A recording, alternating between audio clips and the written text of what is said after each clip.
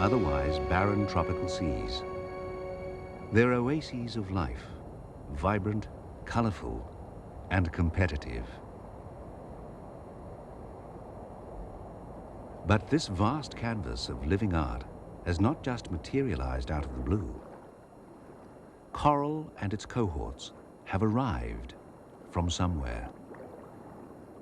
Though they seem solid and unmoving, reefs have spread themselves throughout the tropical oceans. How have they overcome their immobility? The answer has its origin in one of life's most fundamental acts, sex. But the reproductive rights of coral communities are shrouded in mystery. It's only in the last 10 years that the reef has begun to reveal its private life.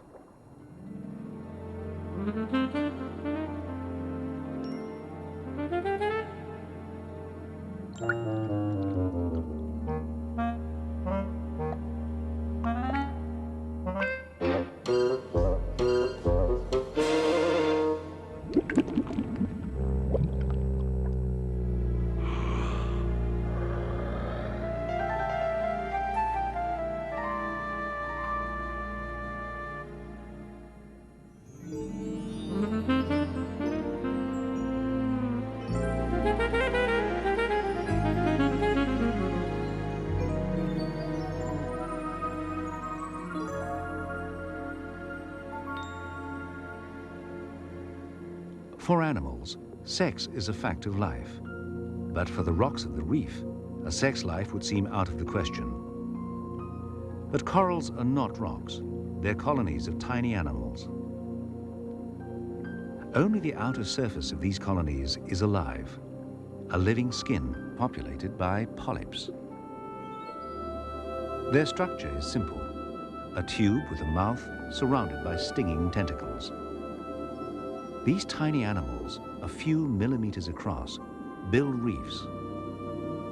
The beauty of the individual rivals that of the colony as a whole.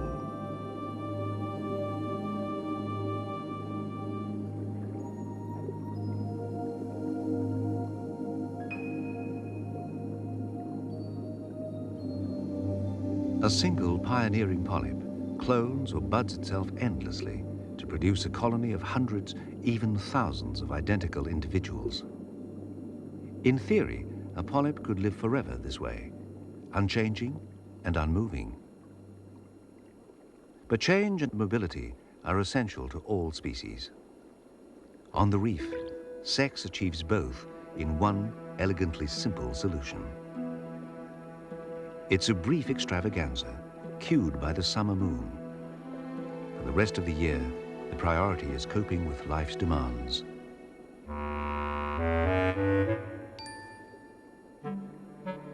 Inside the reef's barrier, garden eels vie for tasty morsels.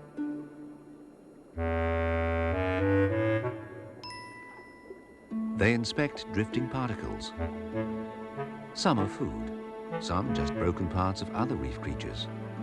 But in the quiet lagoon, every particle is inspected by somebody.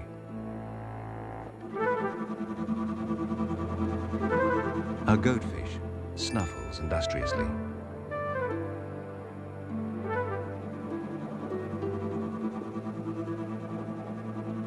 Within a self-made sandstorm, it feasts on small worms and mollusks, which it locates using sensitive bowels.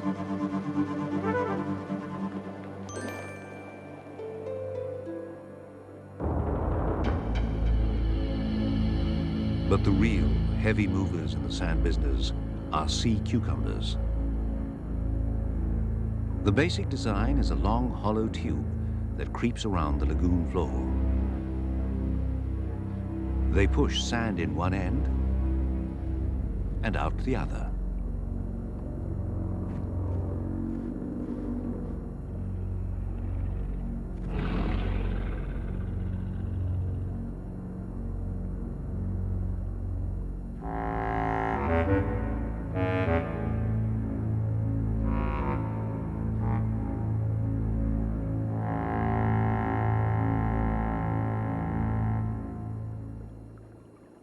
Some sea cucumbers mop the reef with sticky feet, passing edible particles into their mouths.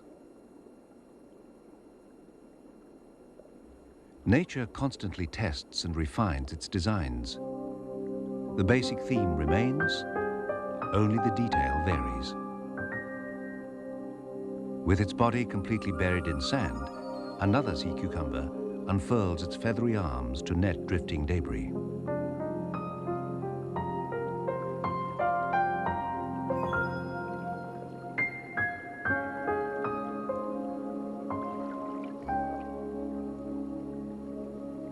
Every particle of sand in the lagoon was once part of the animals and plants that make up the reef. Sand production is aided by heavy-jawed grazers like the bumphead parrotfish.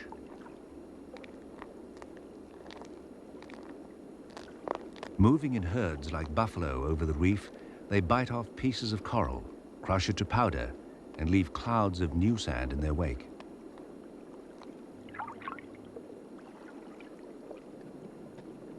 The reef supports an endless variety of grazers, scrapers, and biters. Many seem to bite a dead reef, but are actually cropping back a fuzz of algae that grows by day. The wastes of these schools of fishes act as fertilizer to the plants they crop. The waters surrounding the reef are poor in nutrients, so recycling of its limited resources is essential. It begins with the invisible haze of life called plankton. It continually showers the reef. Just as plankton gather nutrients from the ocean, fish like the spiny chromis gather plankton, so nutrients from the ocean are imported into the reef's economy.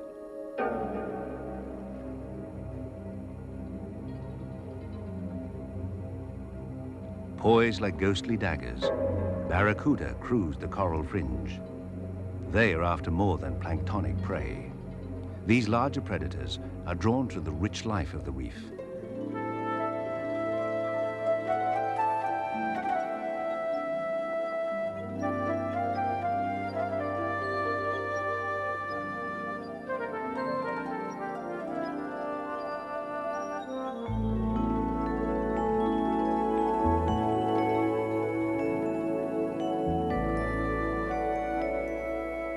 Compared to the impoverished oceans, the reef is a prosperous economy. Built up from nothing by the labors of tiny animals and plants, it attracts investment from thousands of other species. It becomes a bank or a storehouse of the ocean's resources.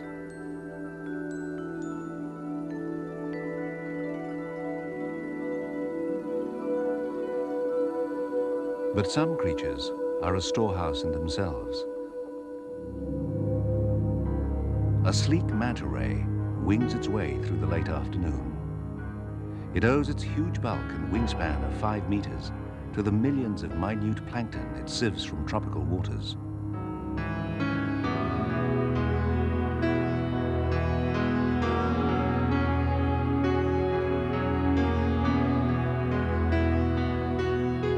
Mantas are free agents, opportunists.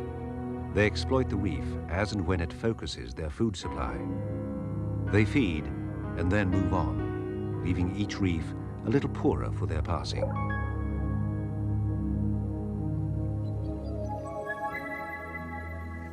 The blubber jelly voyages at the whim of wind and tide, feeding on plankton as it drifts.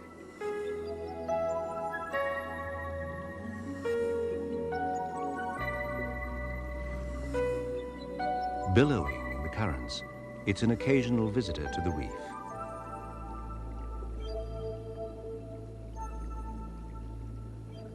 Like all jellyfish, it's a free-living relative of the unmoving corals on the reef below. Building on the skeletons of others, hard corals extract calcium from seawater. Tiny polyps toil in limestone to craft their biological works of art.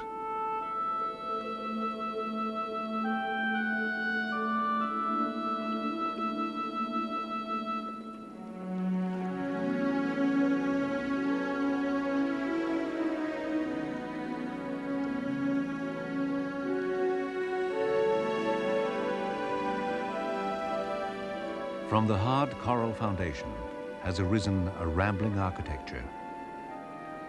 This ever-expanding labyrinth has another dimension. It creates living space for related corals.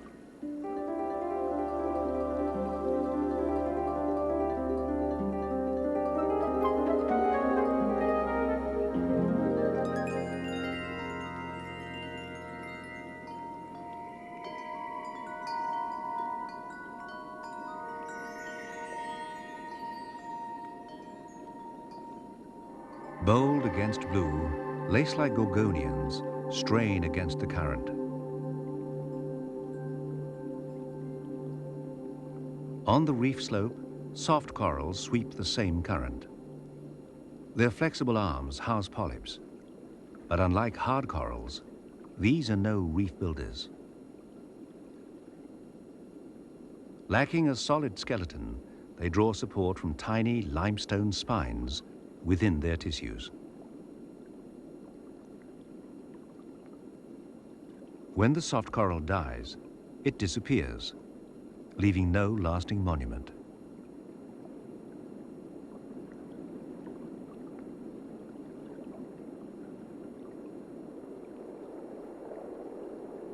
Reef plants appear to be just as ephemeral, but their role is fundamental. All capture energy from sunlight. Some also contribute to the reef structure. The brittle green Halimeda is mainly limestone. It constantly sheds gritty flakes into the lagoon. The stony skin of pink coralline algae glues the limestone blocks of the reef together. Filamentous algae seems little more than a green fur on rocks, but it's the pasture of the reef and essential to all the reef's grazers. But the ties that bind algae and the reef together go deeper. Like algae, hard corals also require sunlight to grow. This is a clue to an intimate relationship that literally fuels the reef. Corals are twin-engined. They're animals that have harnessed the power of plants to build the vast and elaborate limestone structures we call the reef. How have they done it? Somewhere in their evolutionary past, corals struck a deal with microscopic single-celled algae called zooxanthellae. The algae sheltered inside the polyp tissue, producing sugars from sunlight and recycling coral waste products. This partnership became a most powerful evolutionary achievement. Between them, they built reefs. It's not until the sun sets that coral's second, animal engine is revealed.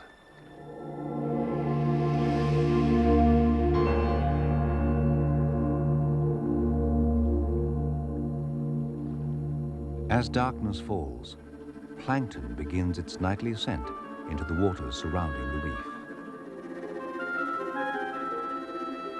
From their stony lairs emerge the polyps. Wreathed with stinging tentacles, each polyp is poised to reap a grisly harvest.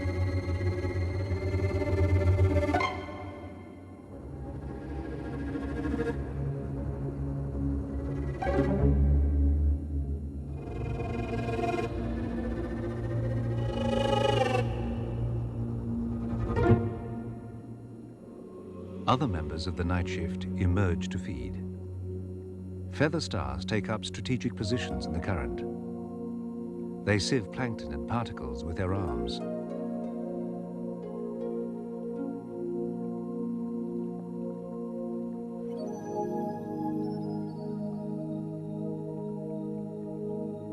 Slender prey, a formation of razorfish, expertly mimic the harp coral that hides their knife-like bodies.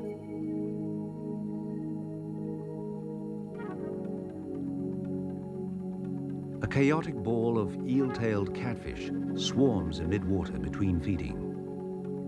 Lagoon sands below them are loaded with hidden delicacies. These miniature catfish scout for their supper in rank and file, aided by sensitive chin whiskers.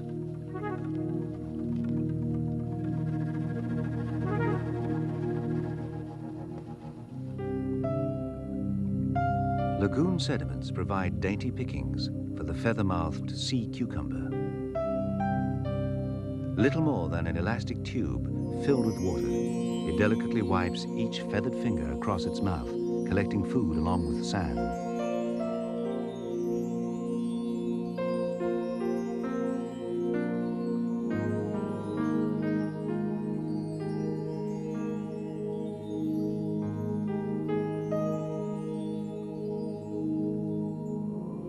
More robust sea cucumbers have rubbery bodies that make them unpalatable to predators.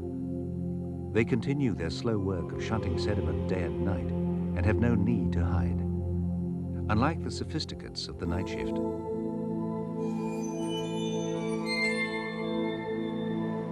A hunter by night, an octopus is able to change both color and texture. Hiding and bluffing, this stealthy camouflage expert is both actor and magician.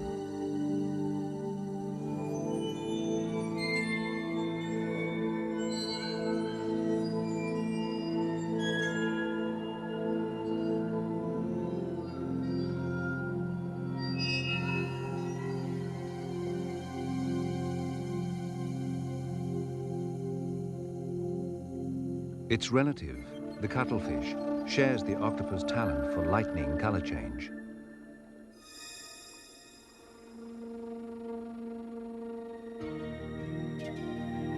Shunning camouflage altogether, the flamboyant Spanish dancer flounces through the night. Its colorful costume is a signal to predators.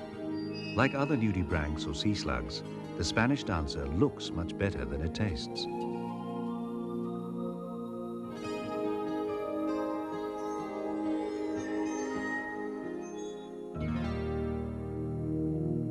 Overcome by darkness, parrotfish retire into the fabric of the reef. Some of these daytime dandies sleep in a gossamer cocoon of their own weaving.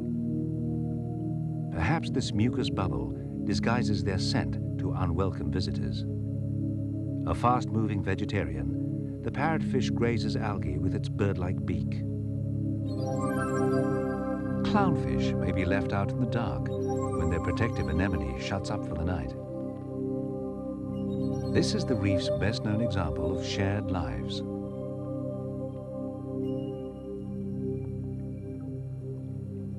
The reef is a multi-layered organization, and its inhabitants have perfected the art of living on and in each other. Liaisons are everywhere, but some may be hard to find. An ornamented anemone harbors color-coordinated shrimp. Competition for the reef's limited resources is tough. When citizens live together, there are winners and losers. The blood-sucking fish louse has a one-way relationship with its suffering host. Even corals are not exempt from exploitation by others. Down among the valleys of the polyps lies another world, a world that's never been seen.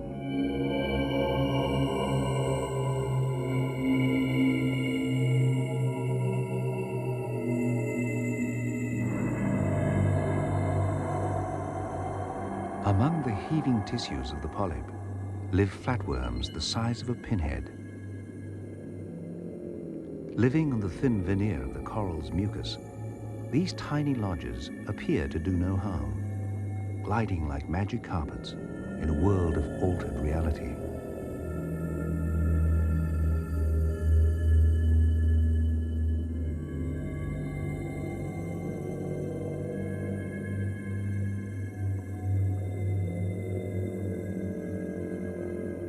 On the reef, every opportunity has been investigated. Space is at a premium, and overcrowding a fact of life. Invariably, property disputes develop and borders are drawn. Where two different species meet, encounters can be nasty. Nightly space wars, fought by special stinging tentacles, leave a conspicuous white scar of conflict. Surrounded, this fatal siege may last months. A plate coral spreads outward to meet itself. Here, the problem is resolved by a small fence of self-recognition. Over time, this living carpet evolves. Territorial struggles shape the reef as a multitude of species vie for position. Shading its competitors from light, the fast-growing plate corals borrow a strategy from the forest canopy.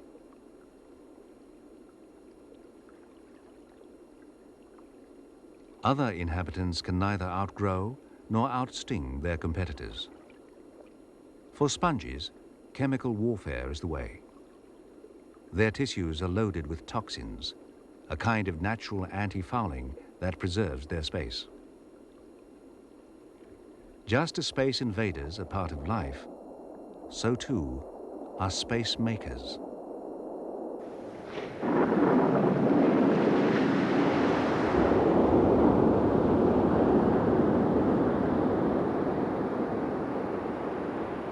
Sometimes an opening comes by chance.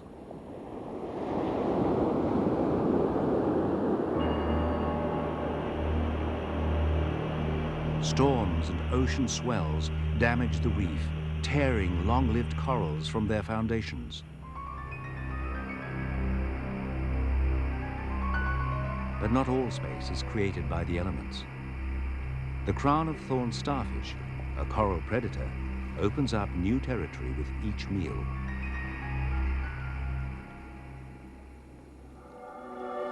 And new settlers are in ready supply.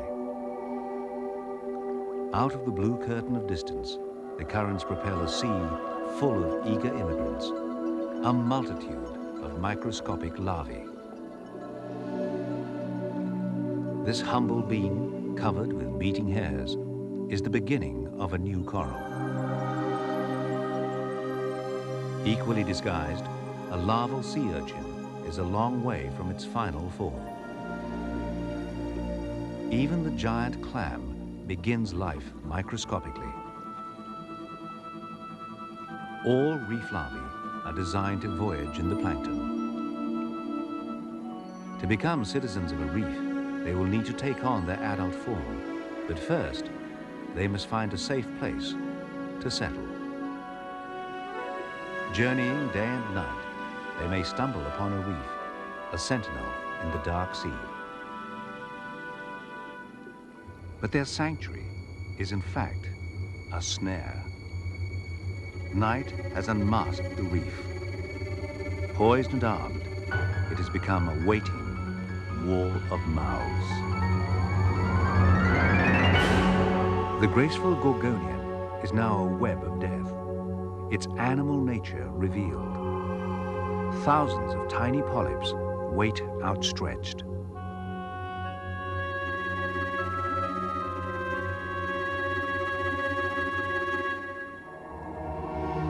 A feather star sways in the gathering storm.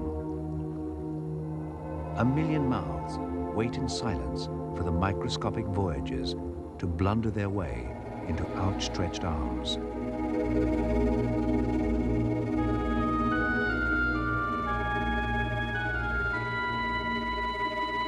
The weaponry of the reef is revealed, a sinister array of traps, sieves, harpoons, and clutching tentacles.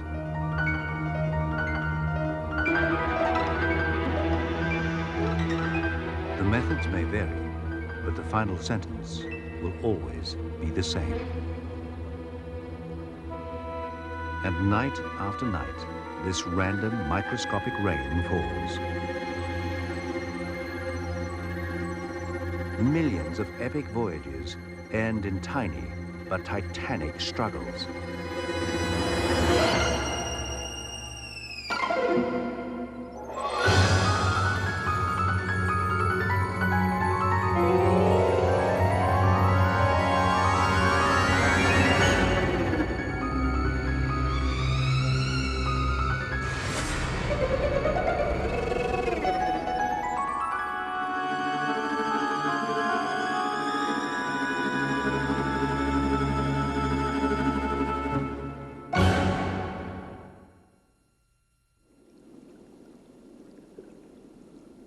Despite huge losses, some larvae survive their perilous voyage and settle. They grow to become solid citizens of the reef, joining the wall of mouths and waging space wars with each other. This endless lottery of settlement and survival weaves a visual tapestry of species, color, pattern, and form.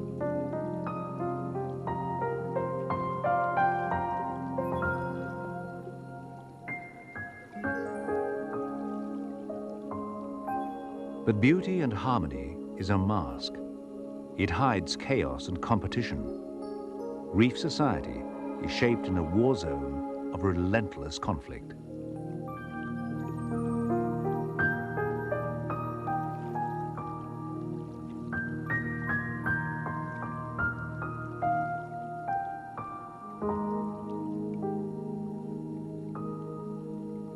The reef thrives in adversity, prospering despite its internal struggles.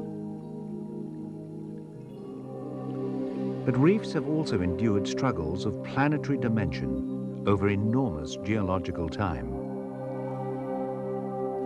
Through the millennia, continents drift, climates change, sea levels rise and fall. As the world moves around them, coral reefs remain, as always, immobile. They seem at the mercy of geology, yet today's reefs have somehow survived 240 million years of global upheaval. Coral reefs rim continental shelves and cap volcanic seamounts throughout tropical oceans.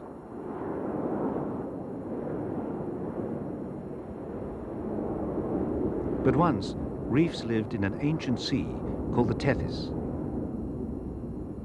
It lay between two supercontinents, which split apart, causing Africa and India to drift northwards. The broad Tethys Sea, evolutionary home of modern reef animals, was squeezed out of existence. Over millions of years, it became a war zone of continental collision, earthquakes, and sea level change. And the animals evolving here came under siege.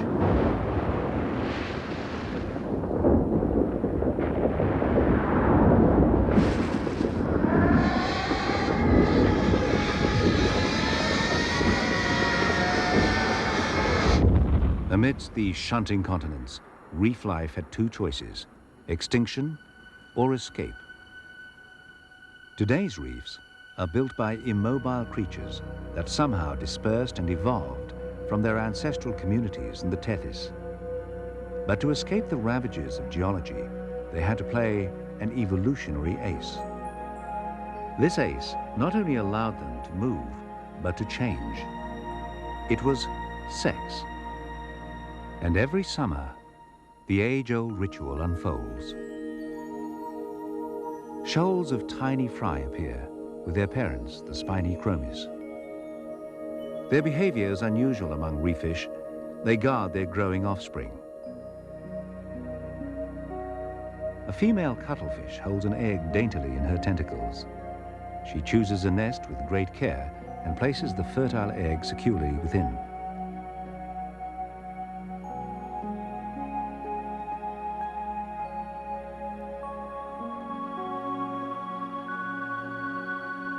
But despite her plump maternalism, this is the extent of her parenting. From the time the egg is placed in its coral cradle, the young cuttlefish will be on its own. This careful handling of individual eggs requires more time and effort than most other reef dwellers invest.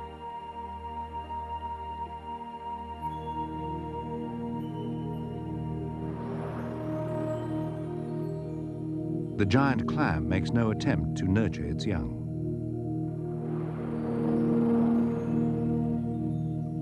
However, it does invest enormous energy producing and broadcasting many millions of eggs and sperm. With each mighty contraction, the waters of the lagoon turn milky. Fish dart closer, feasting on the seasonal delicacy.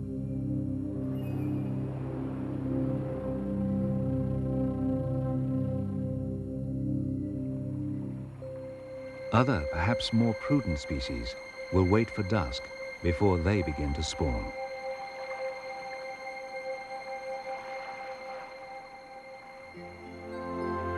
The male coral trout emerges in sober courting colors.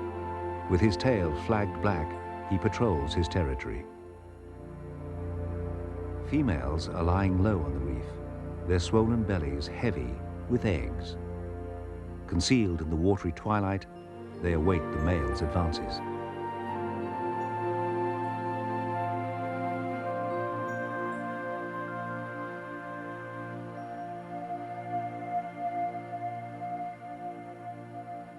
His elaborate dance is designed to tempt a female from her retreat. Reluctantly, she leaves the reef's protection, encouraged by the ardent male. The climax of their courting ritual is a spawning rush, a split second when eggs and sperm are released near the surface, leaving the future to chance once again. As summer waters warm, other biological clocks are ticking. The reef below begins to stir. Cued by the full moon in November, countless coral polyps bulge. They are ripe with packets of egg and sperm that have taken months to prepare. Their time has come.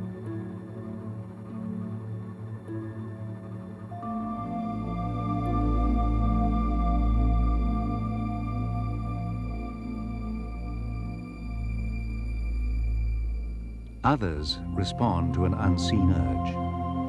Crown-of-thorn starfish begin their slow creep to high points on the reef.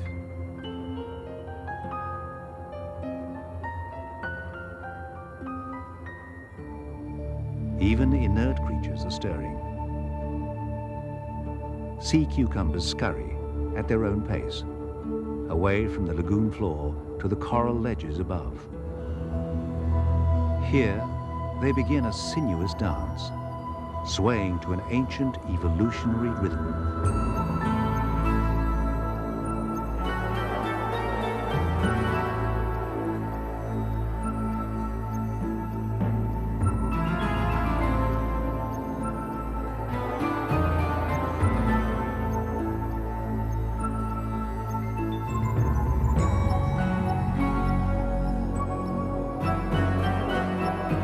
Even the fragile feathermouth rises to the occasion. This is an event too compelling to miss.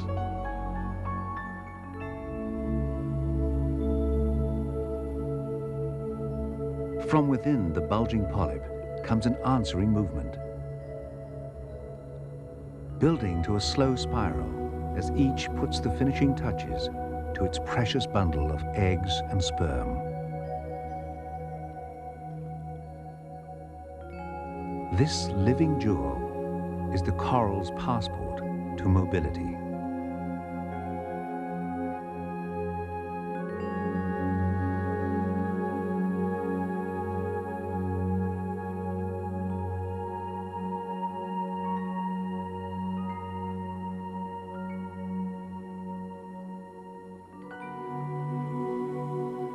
While polyps turn in time, the hypnotic dance of the sea cucumbers has reached its silent climax. Males begin exuding sperm from tiny pores on their heads.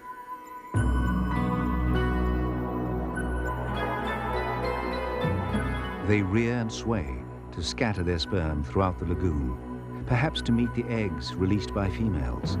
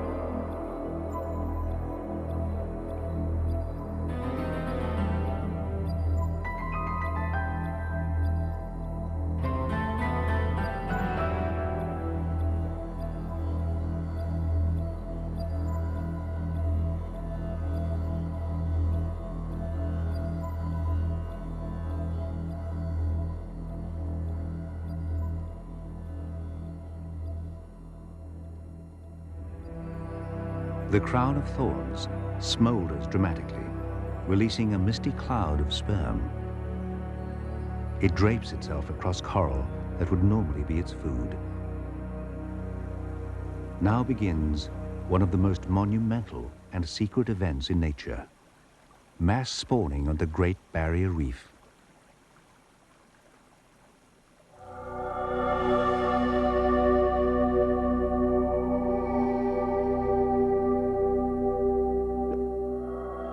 In unison, polyps pucker and propel their fragile spheres into space.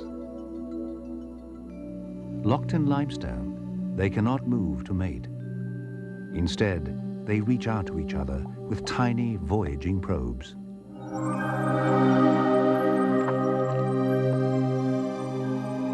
Their cue is exact. Each year, each species will spawn at the same time on the same day.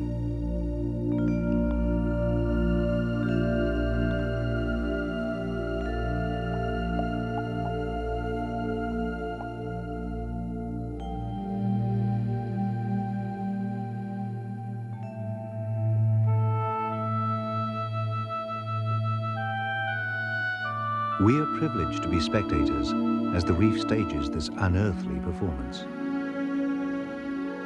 Each night, for a week, following the full moon, the intensity builds. New species adding to the growing curtain of new life. Along 1,200 kilometers of the northeast coast of Australia, countless millions of polyps spawn in unison.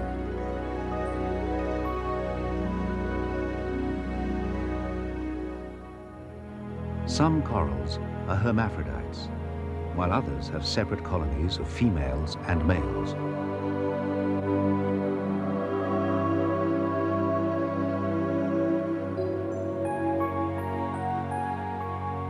Whatever their sex, each has its own pace and style.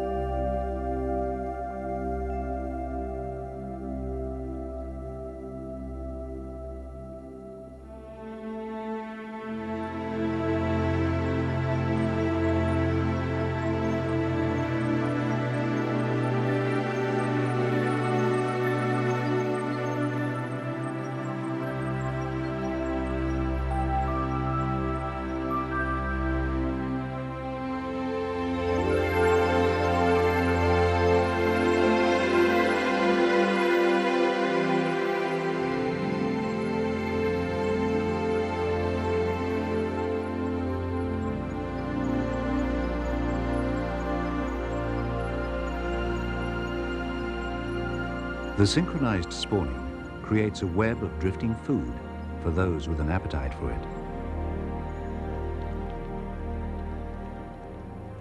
A hermit crab picks off eggs as they emerge. But predators take only a fraction of the coral's output. Most passes unhindered into the sea. And still, the outpouring continues. For these few nights of the year, space wars seem insignificant. Adversaries are united by powerful ancient forces. The reef acts like a single organism, intent on securing its future.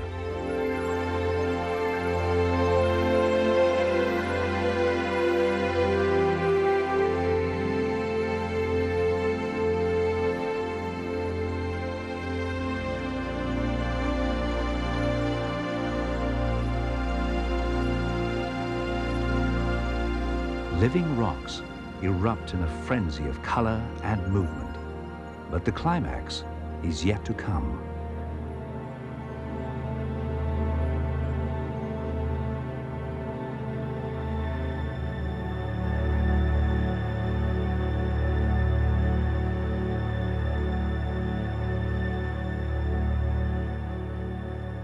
6 nights after the full moon, silent and unheralded, there is a kaleidoscopic finale. The giant plate corals, each with hundreds of thousands of polyps, explode into ascending galaxies of pink and white.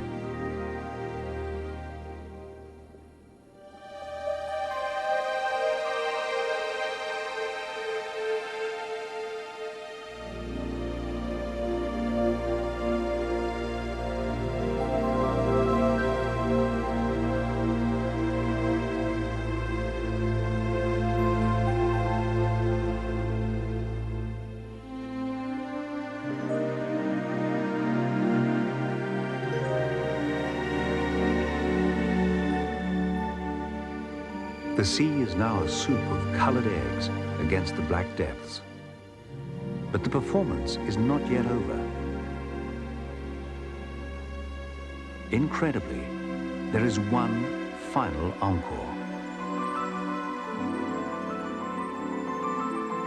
The lagoon becomes laced with streamers, the reproductive segments of polychaete worms, seeming to bid bon voyage to the millions of new lives who set sail tonight.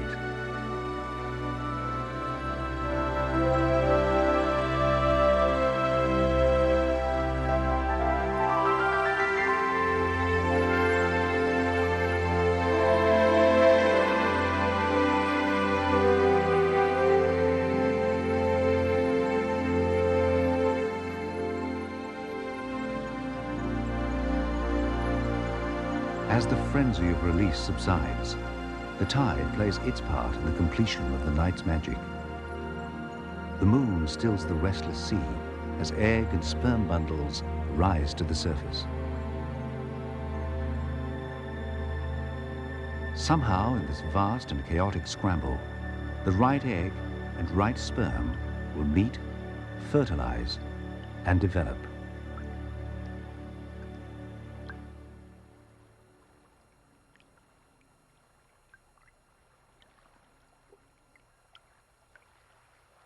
Each morning, the sea bears witness to the night's toil as the future hopes of the reef community drift away. Here is the solution to the reef's immobility. From this floating slick, the tiny developing larvae begin their odyssey. Opportunists take advantage of the annual bounty, but against the overwhelming abundance, they make little impression.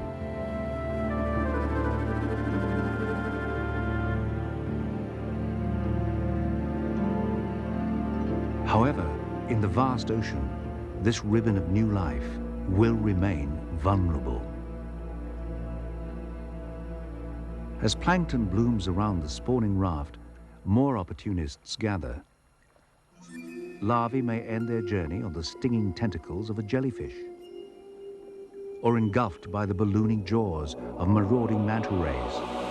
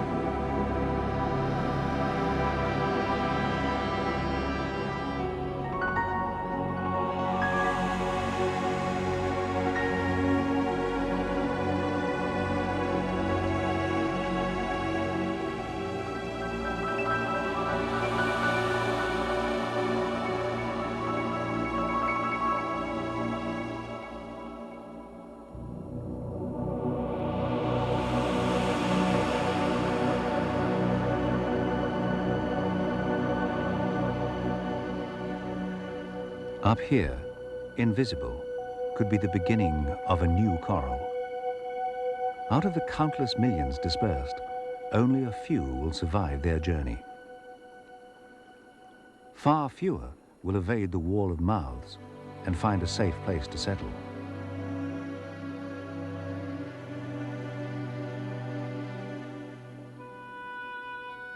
But despite incredible odds, the survival of just one coral larva is enough.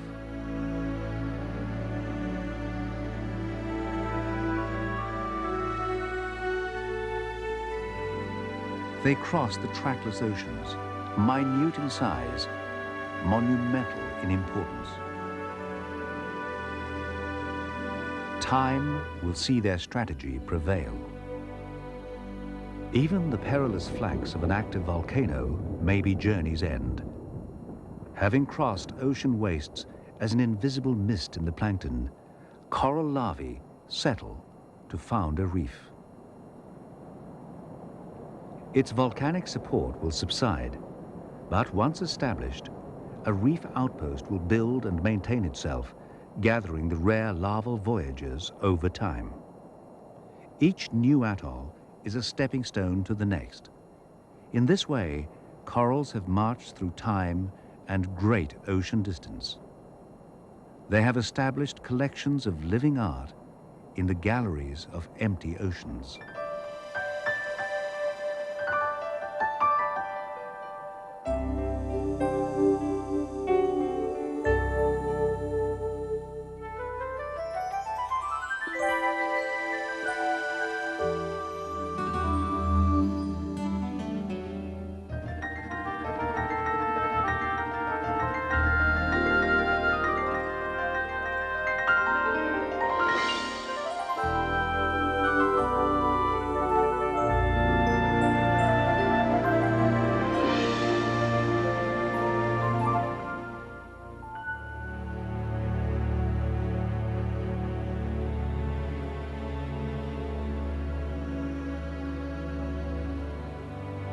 Reefs are portrayed as fragile ecosystems with a delicate beauty.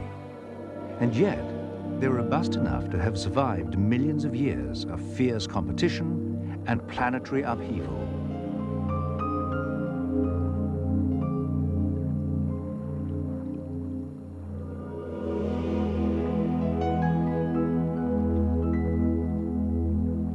They're exquisite, but they're also dynamic and adaptive communities. They've adopted mass spawning and dispersal